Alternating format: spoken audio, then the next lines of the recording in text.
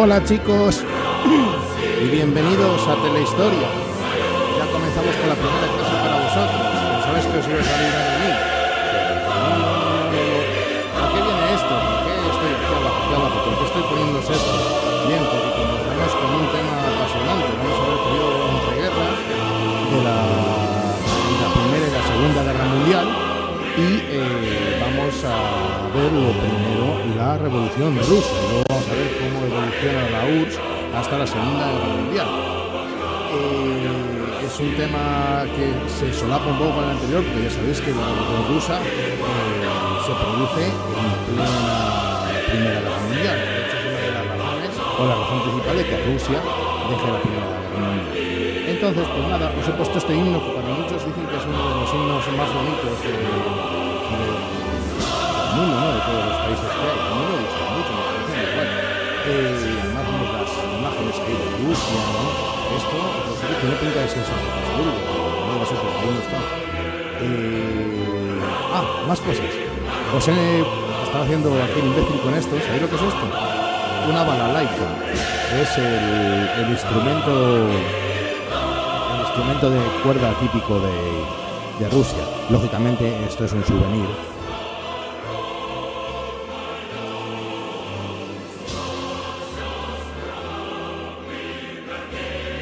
Vaya, es que creo que se me marcha la comunicación y la cámara va como le da la gana. Ya he vuelto. Hola, ¿qué tal? Os estaba hablando de la balalaika, que os digo que esto es pequeñita, pero luego en verdad es más grande. Mirad, os voy a poner un vídeo de la balalaika.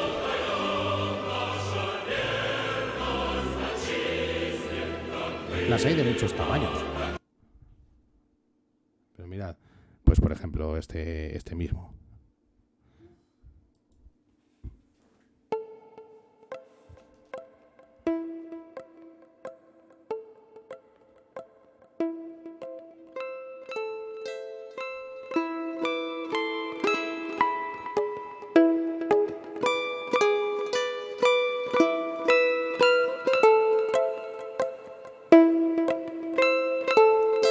No es muy animado esto que he puesto, ¿no? Pero bueno.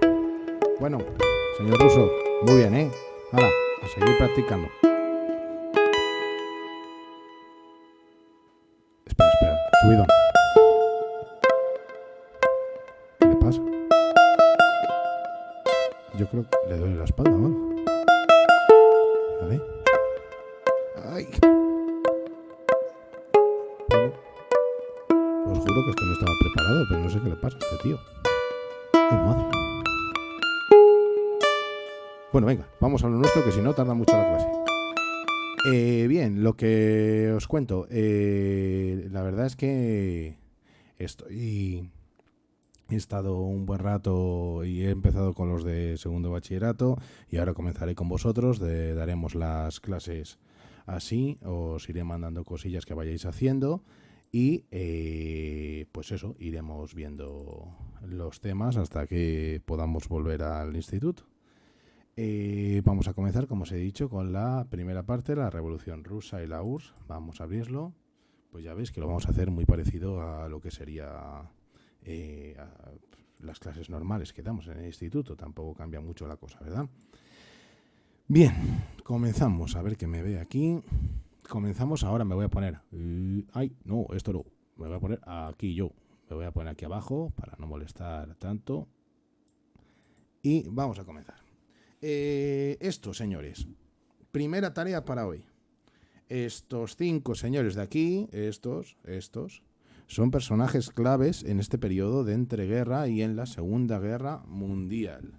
Por lo cual, os propongo que busquéis quiénes son. Ya tenéis una actividad para hacer y para no aburriros esta mañana.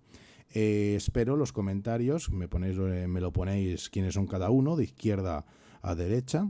Y venga, el primero que lo ponga bien, positivo, y le tendré que sumar algo a la nota, ¿verdad?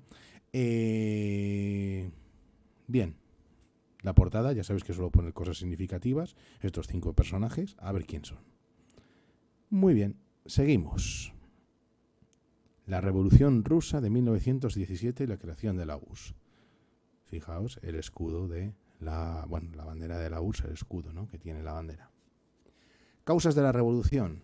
Bien, la primera causa y la fundamental de la revolución rusa eran las condiciones miserables en las que estaban viviendo los rusos. Siempre hemos hablado durante las clases, ¿no?, hablábamos de las revoluciones y de que como lo más peligroso para un país es tener mucha gente a la cual llega un momento en el que le da igual todo, ¿no?, en un momento en el que vives en la miseria y que te da igual e incluso pues morir porque dices, bueno, yo voy a intentarlo si me sale bien y si no, pues para vivir así, pero no puedo vivir. Habíamos hablado que los países más estables suelen ser los que tienen una clase media más grande, ¿no?, los que hay menos desigualdades. Rusia era todo lo contrario a esto. Rusia era un país enormemente desigual, en el que había unos poquitos. El zar, igual que Kaiser, se quiere decir emperador. De hecho, zar y Kaiser tienen la misma raíz, que viene de César, ¿no?, del emperador romano. El zar y unos cuantos califantes, unos cuantos terratenientes, ¿no?, grandes terratenientes y nobles, tenían una barbaridad de tierras, una barbaridad de posesiones, una riqueza tremenda, mientras que la inmensa mayoría de la población en Rusia vivían en unas condiciones que podríamos decir casi de servidumbre, aunque se había abolido, seguían siendo siervos en la realidad y vivían pues eso, con hambre, con necesidad, tanto en el campo como en la ciudad. O sea, tanto los campesinos, los obreros del campo, como los obreros de las fábricas vivían en unas condiciones lamentables. Bueno, entonces, lo que os cuento, primero y fundamental, cómo está la gente. La gente está en unas condiciones deplorables, por lo cual se van a revolver contra el orden establecido, y esto del comunismo les suena muy bien, ¿no? Esto de que los trabajadores y que el pueblo, que tiene que hacerse con el poder. ¿Por qué está provocado esto? Primero, autoritarismo político. El zar es el que manda. Él dice lo que se hace y lo que no se hace. Tiene plenos poderes. Ni partidos políticos ni leches. Mando yo y punto. Y pongo a gobernar si quiero gobernar yo, y si no, pongo a gobernar a quien me dé a mí la gana, y cuando quiera lo cambio. Cualquier oposición a lo que diga el zar es duramente reprimida. Estamos hablando de duramente reprimida incluso por la fuerza o penas de cárcel, etcétera. O sea que todo el mundo tiene que hacer caso al zar. En este caso, el último zar va a ser Nicolás II, que va a acabar, ya veremos que no va a acabar demasiado bien. Segundo, lo que os hablaba, una situación, aquí lo tenemos, el segundo punto, una situación en la que este pueblo ruso gigantesco, el 80% de la población vive del campo, ¿no? Pero fijaos, el 80% de la población vive del campo, pero los grandes propietarios y el zar, o sea, los 4 amigos, tienen el 98% de la tierra. Lo que quiere decir que si no el 80% prácticamente del pueblo ruso trabaja el campo, pero tiene un 2% del campo. Diréis, joder, pues sí que es grande Rusia, ya, pero no te vas a ir a cultivar allá a Siberia. En Siberia no se puede cultivar nada, ¿vale? Estamos hablando de las zonas fértiles. ¿Qué es lo que pasa? Los trabajadores del campo que no tienen posesiones, estos les solemos llamar nosotros jornaleros, ¿no? Pueden ser jornaleros o siervos si estuvieran ligados a la tierra. En este caso ya no son siervos por ley, pero en la práctica siguen siendo siervos, y estamos ante una sociedad que todavía parece el feudalismo de la Edad Media. Por otro lado, ¿hay industria? Pues comienza a haber industria, ¿vale? Pero pasa lo mismo, está muy focalizada en algunas ciudades, por ejemplo en Moscú, en San Petersburgo, en Kiev, etcétera. Pero además los obreros tampoco es que vivan mucho mejor que en el campo, viven igual en unas condiciones terribles y miserables, por lo cual tampoco hay una vía de escape que puede decir me voy del campo y me voy a la ciudad a trabajar como obrero y así puedo progresar. No, vas a estar jorobado en un lado y vas a estar jorobado en el otro, depende si te gusta más una cosa o la otra, pero vas a estar igualmente mal. Y los nobles, los ricos, los grandes terratenientes, el zar, su familia, los nobles, van a vivir a todo trapo. Yo estuve leyendo, mirad, os recomiendo, tengo aquí un libro que mola mucho, de este señor que a mí me encanta. Durante el curso os iré leyendo, a veces os leo cosas a todos los cursos porque me encanta. Y en este libro habla de cómo antes de la revolución, por ejemplo, a mí me llamó mucho la atención que hacían banquetes los nobles, los más ricos, con un lujo tremendo, y en el que cada persona tenía detrás a un sirviente para quitar los platos, cambiarle no sé qué, no sé cuál. O sea, fijaos, una cosa alucinante, ¿no? Para hoy en día sería impensable tener eso, ni el más rico podría hacerlo. Pasamos a la siguiente y vemos aquí a nuestro amigo Vladimir Ilich Ulyanov, Lenin, que es seudónimo, ¿vale? No se llamaba Lenin, sino que es un seudónimo. ¿Qué es lo que pasa? Hay una situación de gran descontento con el zar y con esta forma de gobernar, por lo cual surgen partidos alegales. No os digo ilegales, ni tampoco legales. O sea, para que una cosa sea legal o ilegal, tiene que estar contemplada en la ley. Es que la ley rusa ni siquiera contemplaba la posibilidad de que hubiera partidos políticos, por lo cual no estabas en contra de la ley, estabas fuera de la ley directamente porque no se contemplaba ni siquiera de que se pudiera hacer un partido político en Rusia. ¿Qué tipos de partidos políticos hay en Rusia? Estos partidos que van surgiendo en la clandestinidad. Por un lado, los liberales burgueses, pues del estilo a los que hemos estado viendo, por ejemplo, en España, ¿no? Que quieren hacer un Estado liberal, con una monarquía constitucional, con derechos y libertades, etcétera, etcétera, ¿no? Con un sistema librecambista. Bueno, ya sabes, todo esto que hemos estado viendo en España lo podríamos aplicar a Rusia. Estos diríamos que son burgueses y que son más moderados en cuanto a los cambios que quieren hacer. No es que quieran hacer una revolución como tal, una revolución campesina, una revolución como la que vamos a ver, ¿no? Una revolución en la que los obreros en teoría toman el poder, sino que lo que quieren es que se establezca un régimen constitucional y en el que salgan beneficiados los burgueses, ¿no? Cada uno, ya sabéis que cada uno pues arrima el ascua a su sardina, como se suele decir. Por otro lado, tenemos los partidos marxistas revolucionarios. Hemos visto el marxismo, ya sabéis, el marxismo, luego el modelo de marxismo que se va a aplicar en Rusia se llama marxismo-leninismo, ¿no? Que es la aplicación de este señor que tenemos ahí arriba, de Lenin, del marxismo. Os voy a poner, mira, aquí, mira, me voy a volver a mover. Aquí me quedo.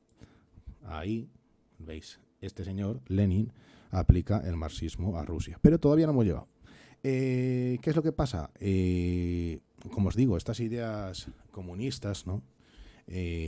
Marxistas, tienen mucho predicamento en Rusia, pues precisamente por las condiciones en las que están viviendo los obreros y los campesinos. Por lo cual es muy fácil decirles, tenemos que hacer la revolución y tenemos que tomar nosotros el poder porque se están aprovechando de nosotros, ¿no? Para esta gente, pues es muy fácil convencerles de eso. Dos tipos de marxistas revolucionarios en Rusia. Por un lado, los mencheviques y por otro lado, los bolcheviques, ¿no? ¿Qué quiere decir? ¿Qué son los mencheviques? ¿Quiénes son los mencheviques? Pues eran los más moderados en cuanto no moderados a lo que querían, sino a cuándo lo querían. Pensaban que para hacer una revolución proletaria primero tenía que haber más proletarios, y los proletarios, así si lo definimos un poco tiquismiquis, serían la gente que trabaja en las fábricas, etcétera, los obreros, ¿no? Lo que llamamos nosotros obreros. Y entonces, como todavía no había en Rusia una clase obrera suficientemente grande, que no se podía hacer una revolución obrera, ¿no? Para que los obreros tomasen el poder. Entonces había que esperar, ¿no? Por otro lado estaban los bolcheviques, cuyo jefe era este señor de la perilla. Son partidarios de hacer la revolución ya, como sea, por las bravas, hacer la revolución para hacerse con el poder y que el pueblo se haga con el poder. ¿Quién ganará? Pues os lo podéis imaginar, ¿no? Bien.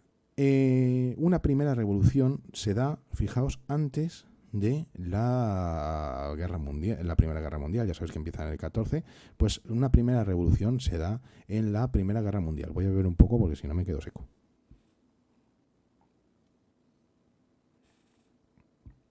Es café, ¿eh? No os penséis que me estoy tomando aquí cubatas, que estoy currando. Un gran acontecimiento alucinante. Como una potencia como Rusia, europea y supertocha, pierde una guerra con Japón. Que Japón no es como ahora. Ahora vemos Japón y decimos, no, es una nación muy desarrollada, etcétera y tal. Antes, aunque se hubiera producido en Japón la revolución Meiji y estuvieran europeizados o occidentalizados, ¿no? Y hubieran cambiado su manera de combatir, su manera de pensar, su manera de producir. Os recomiendo, por ejemplo, en este sentido, podéis ver la película El último samurái. Pero para los europeos, ¿no? Perder contra Japón es una humillación. Es como si pierdes ahora una guerra contra, yo qué sé, Angola. O sea, se pensaba que eran unos países subdesarrollados y que no llegaban al nivel de los países europeos, y que nunca un país europeo importante como era Rusia era imposible que perdiera una guerra contra Japón. Pues la pierden la guerra, ¿no? Y los japoneses ya vemos que están en un ascenso que va a terminar en la Segunda Guerra Mundial, que la montan picuda. Bien, ¿qué es lo que pasa con la guerra ruso-japonesa? Primero, es un palo para el zar, es un palo para el ejército y es un palo para para, ¿cómo se llama? Para el orden establecido, ¿no?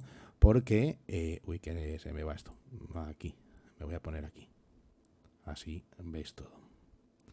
¿Por qué es un palo para todos? Pues porque es una humillación. Y segundo, porque las guerras no solamente comportan muertes de la gente que está en el frente. Esto es muy fácil, ¿no? La gente que les pegan un tiro, pues se mueren, ¿no? Pero también genera pobreza porque hay que derivar recursos que podríamos llevar, por ejemplo, a los campesinos para que comieran más, o ayudas a los obreros, o poder subir algún sueldo, o tener que, sobre todo, pedirles menos impuestos. Ahora, como hay que sufragar la guerra, que la guerra cuesta un montón de dinero, es un negocio muy grande la guerra, por desgracia, pero para algunos es un negocio muy grande, va a hacer que aumente el hambre. ¿Por qué? Porque suben los impuestos, porque no pueden pagar las cosas, porque hay que pagarlo y hay que sacarlo de alguna manera. ¿De dónde lo sacan? Quitando dinero a todo el mundo. ¿Cómo? Pues por ejemplo con mayores impuestos. Bien, en esta situación tenemos que, pues, como se decía, los hombres van de mal en peor, ¿no? O sea, de Guatemala para Guatepeor. Estaban jorobados y con esta guerra ruso-japonesa, pues todavía se quedan en peores condiciones los obreros y los campesinos. Comienzan a llegar a un punto en el que empieza a dar igual, ¿no? Empieza a darte igual todo. Eso es muy peligroso, como hemos hablado en clase. En esta situación, ¿no? En San Petersburgo, donde vivía el rey, el zar, el emperador, se junta una masa de gente, ¿no? De unas 200.000 personas, y van hasta el palacio de invierno del zar Nicolás II, ahí en San Petersburgo, a pedir que les den pan, que tienen hambre, que haya una serie de mejoras laborales, que les suban algo los sueldos, mayores libertades políticas, que se podría hasta votar y todo, ya que estamos en 1905, ¿no? No estaría mal. ¿Qué es lo que pasa? Que el zar, no se sabe si el zar, muchos dicen que sí, y él no sabía que se actuó así, pero realmente no lo sabemos. El zar en el Palacio Real se apostan tropas cosacas, ¿no? A caballo. Aquí las veis, ¿no? Soldados esperando a que lleguen estos manifestantes. ¿Y qué pasa? Cuando están, burrada total, cuando están a 100 metros de la entrada, cogen los cosacos, cogen esta guardia real y se ponen a disparar contra la masa. Disparar a matar contra la masa. Hombres, mujeres, niños. Esto es una auténtica salvajada, ¿no? Que venga una manifestación y que tú lo que hagas es decir, como os acerquéis, tiramos a matar contra todo el mundo, hombres, mujeres y niños. Y luego, por si es para dispersarlos, cargan con la caballería, ¿no? Cogen y mandan cargar con los caballos y provocan unos 200 muertos y 1.500 heridos. Ya podríamos decir que puede ser la gota que colme el vaso, ¿no? Es una auténtica burrada esto, ¿no? No se sabe si dio la orden el zar o no dio la orden el zar, pero aún así está bajo su responsabilidad, ¿no? Lo que se hizo. Aquí le tenéis al zar Nicolás II, que se parecía muchísimo al rey de Inglaterra. Eran primos y eran prácticamente iguales. Ante esta salvajada, ¿qué pasa? Pues que la gente se revuelve, ¿no? Dicen, pero esto ¿pero de qué vas, no? Y surgen huelgas, motines militares, ¿no? Los militares se amotinan y obligan al zar a aceptar las peticiones de los trabajadores. publica un manifiesto que se llama el Manifiesto de Octubre. Pues ¿por qué se va a llamar así? Pues porque se publica en octubre, porque va a ser. En el que se creaba la Duma, el Parlamento ruso. Hoy en día el Parlamento ruso se sigue llamando la Duma, ¿vale? Y se aprueban una serie de leyes fundamentales como de expresión, de asociación, ¿no? Libertades de expresión, de asociación, etcétera. Con estas medidas, ¿qué es lo que intenta hacer Nicolás II? Intenta dar un carácter semiconstitucional a la monarquía zarista, que es una monarquía absoluta. Pero claro, pero esto es, a ver, esto ¿por qué lo hace? Porque no le quedan más narices, porque tiene que dar un poco, tiene que abrir un poco la mano, porque si no ve que está a las puertas de una revolución, que está teniendo a todo el mundo en contra de él. Pero ¿qué pasa? Que cuando consigue controlar la situación y consigue otra vez que los militares la apoyen, va a coger y donde digo Diego. No hace ni caso a la Duma, digo, vosotros podéis reuniros todo lo que queréis porque no os voy a hacer ni caso, ¿no? Y comienza otra vez a gobernar de manera autocrática. Uno mismo, kratos, poder, ¿no? De gobernar, yo solo hago y deshago lo que me da la gana. Tenemos que esperar unos cuantos años con los ánimos caldeados. De hecho, esperamos, fijaos, desde el 5 hasta el 17, tenemos 12 años por ahí por el medio, en los cuales Rusia se mete en una guerra que de hecho tampoco le iba ni le venía mucho, como hemos visto, ¿no? Rusia se mete porque atacan a los serbios y dice que como los serbios son eslavos igual que ellos, ¿no? Pues que tienen que defenderles, ¿no? Y entran en la guerra. ¿Por qué? Porque todos se morían por la música, no estaban locos por la música, por entrar en la guerra. Todos los poderosos, la gente no. Entonces, ¿qué es lo que pasa? Rusia, aunque comienza un poco bien, pero sufre unas graves derrotas contra Alemania. Hemos visto cómo le derrotaban en Prusia y incluso ocupa Alemania parte de su territorio. Aumenta la pobreza y el hambre entre su población porque, pues lo que hemos hablado, ¿no? Se suben los impuestos, hay menos comida, etcétera, etcétera. La guerra siempre provoca en la retaguardia pobreza, en la vanguardia muerte y en la retaguardia pobreza y muchas veces más muerte que en la propia vanguardia. Y aparte, las bajas entre las tropas que estaban mal equipadas, mal alimentadas, fijaos, sin prendas suficientes de abrigo, sin suficiente ropa para cambiarse, pues con lo que conlleva esto de enfermedades, mal alimentados, que imagínate un soldado todo lo que puede gastar, solamente con la tensión, imaginaos todo lo que puedes gastar, ¿no? Y además es que no tenían ni siquiera armas para todos, o sea, llevaban gente y gente, bueno, Rusia tiene gente para aburrir, y lleva gente hasta que te aburras, pero no tenían armas para todo el mundo. Entonces yo no me imagino, porque alguno que hacía, les insultaba a los otros, porque no sé cómo llegaban a la guerra sin armas, ¿no? O pegándoles puñetazos o algo por el estilo. La cuestión es que, claro, un ejército de risa, ¿no? Un ejército en una guerra ya moderna, un ejército ruso que no tiene por dónde cogerse, lo cual provoca muertes monstruosas. Unas derrotas y una cantidad de muertes monstruosas. Consecuencia, Revolución de Febrero. La gente se niega a ir a la guerra. La gente no quiere ir a la guerra. Hacen huelgas en San Petersburgo, ¿no? Y se unen los soldados, se amotinan, que no quieren ir a combatir y menos en esas condiciones. En la Duma, que ya sabíamos que había estado ninguneada por Nicolás II, da un golpe de Estado y obliga a abdicar a Nicolás II. Nicolás II acaba abdicando y se forma un gobierno liberal, un gobierno provisional de corte liberal y burgués, o sea, un gobierno más bien moderado, ¿no? Al estilo de monarquía constitucional, o en este caso república constitucional, etcétera, etcétera. El cual va perdiendo apoyos porque no hace lo que habían prometido que iban a hacer, no lo hacen. No realiza reparto de tierras entre la población. Ya sabemos que uno de los mayores problemas era que un 98% de la tierra estaba en manos de 4 amigos, ¿no? Y entonces habían prometido que iban a repartir tierras entre la gente y no lo hacen, por lo cual descontento. Y además habían dicho que iban a acabar con la guerra y iban a firmar la paz y no lo hacen, por lo cual quedan muy, muy, muy desprestigiados, sobre todo ante la opinión pública, ante el pueblo, ante los campesinos y los obreros. ¿Esto quién lo va a aprovechar? Pues nuestro amigo Lenin y sus bolcheviques. Aquí os enseño a los soldados rusos durante la Primera Guerra Mundial yendo al frente. Y aquí tenemos a Alexander Kerensky, que fue el presidente del gobierno provisional y acabará yéndose por patas y abandonando el país. Aquí tenéis la huelga de los trabajadores de Putilov en San Petersburgo, el primer día de la Revolución de febrero. La planta Putilov era una fábrica de montaje y contaba con el mayor número de trabajadores de la ciudad de San Petersburgo, una fábrica fenomenal. Aquí veis, bueno, no os lo voy a traducir porque no quiero quedar aquí no como pretencioso, pero bueno, se ve clarísimamente cómo están protestando por las condiciones de trabajo, que no quieren que vayan sus maridos a la guerra, etcétera, etcétera, ¿no? Aquí lo veis todo, pues cualquiera que tenga dos dedos de frente sabe lo que pone aquí.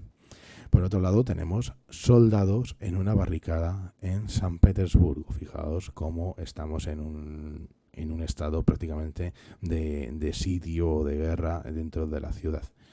Tiene pinta de hacer bueno, ¿verdad? Ahí, con los cañones, fijaos, ¿eh?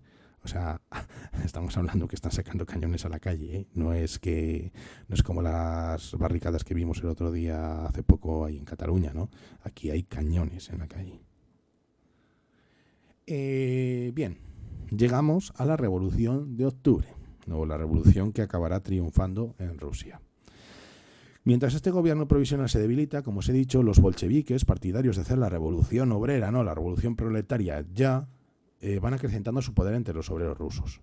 Lenin, que había tenido que emigrar por su oposición al régimen zarista, vuelve a Rusia. Esto es interesantísimo porque son los alemanes los que le reintroducen a Lenin en Rusia para que la prepare y para que triunfe, ¿no? La revolución soviética, ¿no? La revolución bolchevique triunfe y así salgan de la guerra y tengan un enemigo menos, ¿no? Es una argucia de los alemanes muy buena. Dicen, a ver, ¿qué tenemos que hacer? Si no hace falta luchar, lo que tenemos que hacer es meter a Lenin, darles dinero a los bolcheviques y así van a desestabilizar Rusia, se van a poder hacer con el poder y como Lenin ha dicho que va a salir de la guerra, se ha comprometido a salir de la guerra y un enemigo menos, ¿no?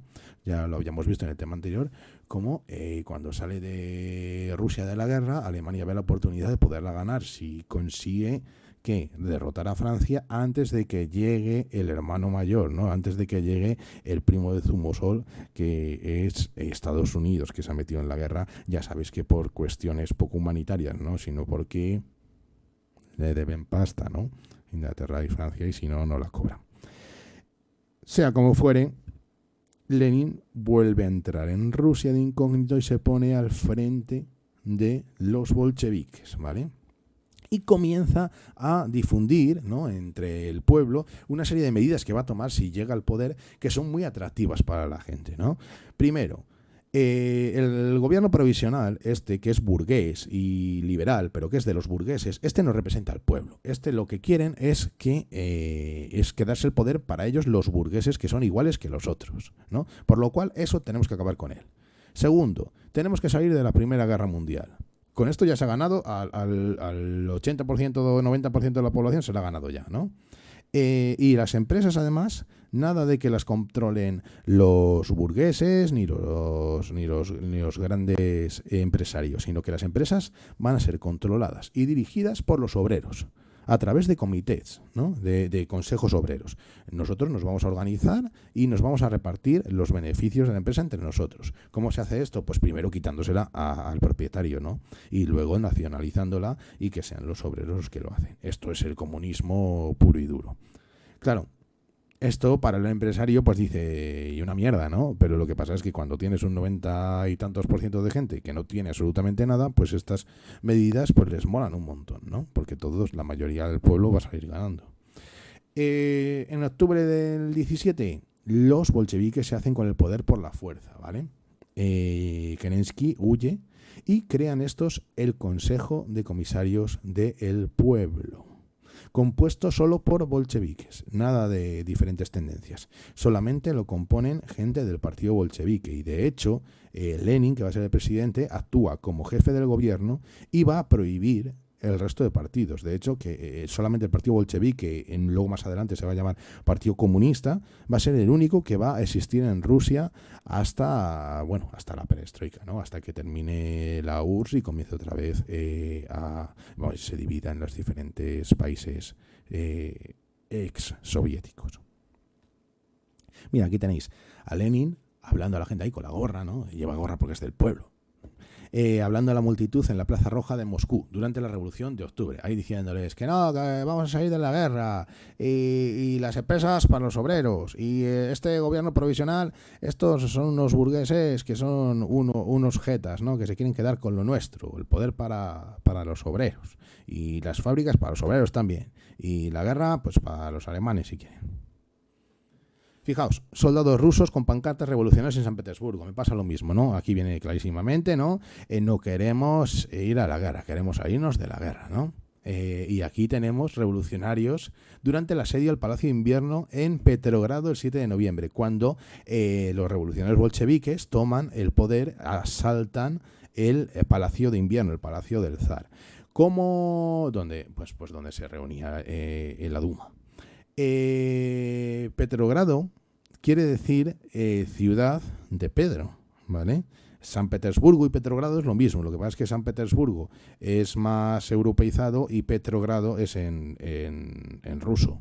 De hecho, Burgo, ¿no? Burgo, burgués, eso es latín. Sí, ¿no? Sí, latín. En cambio, Petrogrado es ruso.